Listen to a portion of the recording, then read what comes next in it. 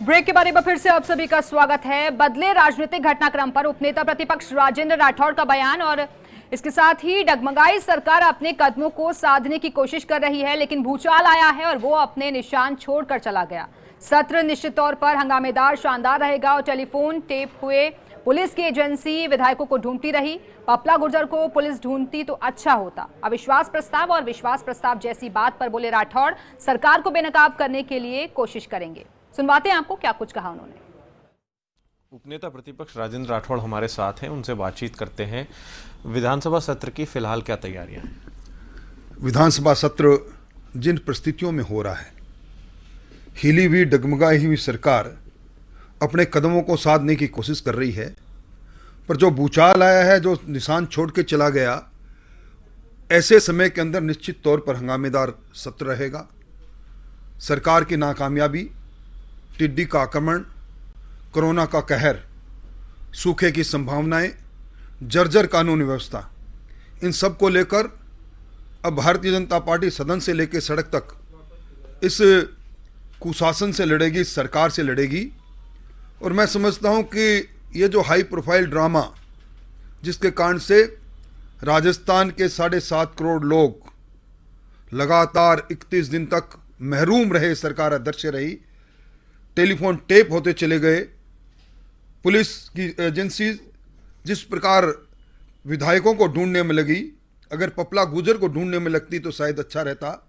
इन सारे सवालों को खड़ा करके सरकार को कटघरे में खड़ा करेंगे। अब आपको लग रहा है ना कि सरकार पूरे 5 साल चलेगी? अब तो कोई समस्या नहीं है, क्योंकि तमाम लोग आ गए और अब तो सब चीजें सामने हैं, एक्सपोज भी हो गए जिन लोगों ने कोशिश की।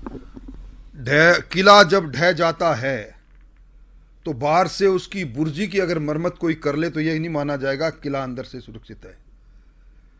ये समय बताएगा, समय की रफ्तार और समय की धार बताएगी।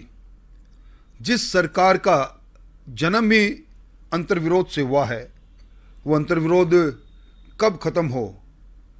मैं समझता हूं कि राजस्थान के लोगों ने जिस सरकार को 0.5% अधिक मत देकर पैदा किया, उस सरकार ने सिर्फ अपने को बचाने के लिए इतना समय निकाल दिया। बताया जा रहा था कि राजनीति के अभिमन्यु हो गए अशोक गहलोत, लेकिन वो तो अर्जुन बन निकले। मैं समझता हूं अपने मियाँ मिट्ठू बन जाएं, अपनों पर अपना कुनबा बांध के रख नहीं पाए, कुनबा बिखर गया, आखिर आला कमान को बीच में दखल देनी पड़ी।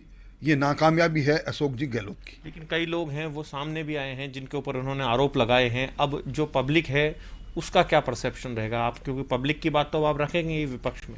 ये पब्लिक है, ये सब जानती है। वो पूरा पैरोडी का गाना अब कांग्रेस पर बिल्कुल सटीक सही बैठता है, जनता सब समझ गई।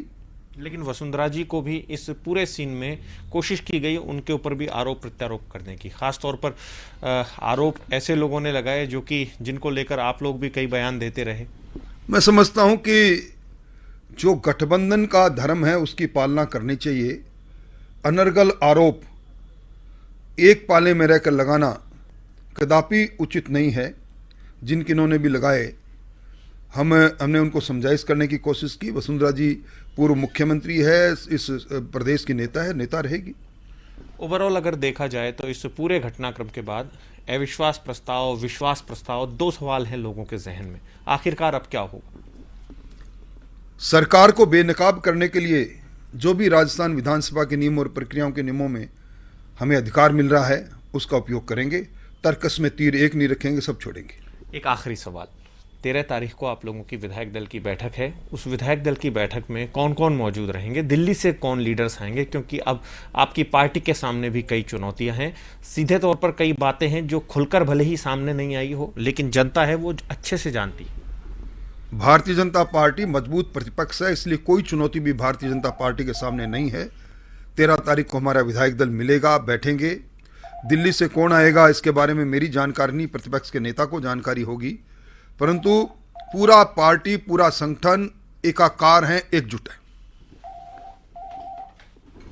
कैमरा पर्सन विजय फौजी के साथ ऐश्वर्य प्रधान, फर्स्ट इंडिया न्यूज, जयपुर।